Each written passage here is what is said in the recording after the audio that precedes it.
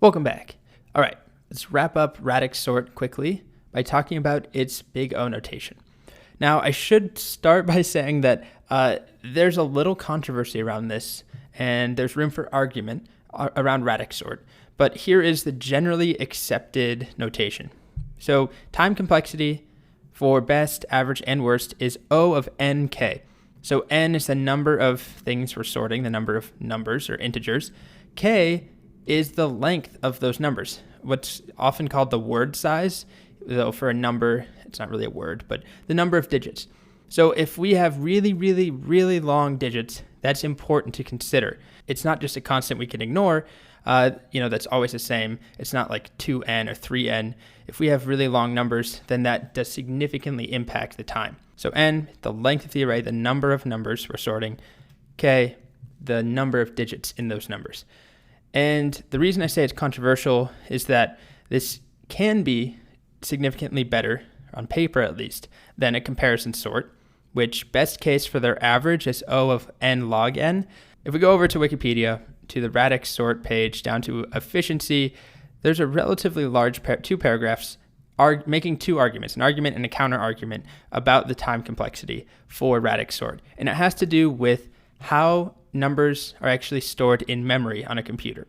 And if all the numbers are distinct in our whatever we're sorting, if our list contains all distinct numbers, then according to this, K, or what they call W, has to be at least log n.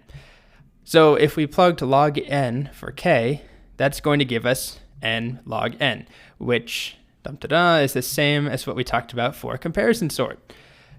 So that's one argument, which is if you're dealing with all unique, randomly distributed data, then this simplifies, or it doesn't simplify, this becomes n log n because of the way that computers store numbers or store information. I don't have a great understanding on exactly why that is, but if we accept that, that means that Radix sort is equally as good in the average case. If we're talking about nk, where k is log n, it's the same as n log n. Then there's a bit of a counter argument down here that says, well, actually, fine, if you're going to say that Radix sort isn't as fast as it claims to be, then we're going to talk about some of the problems with comparison sorts and that there's actually shortcomings in how random numbers are compared and that it's a little slower than you expect. It's not something that I can speak on myself at all. I actually have always assumed that it was for Radix sort O of wn or kn, where k or w is just the word size. And that's what pretty much every textbook or big O cheat sheet type thing that I've seen says. Then I went to just double check and fell into this rabbit hole. So keep that in mind, I guess.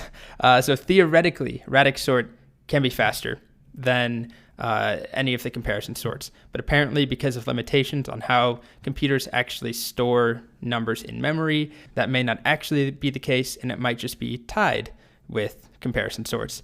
But either way, I think that Radix sort is a fun algorithm because it's sort of quirky. It takes advantage of a specific feature of our data, of numbers, and that we can use the digits in any given number and the number of digits in those numbers to sort things without having to ever directly compare any numbers. We're never checking what's larger or what's greater.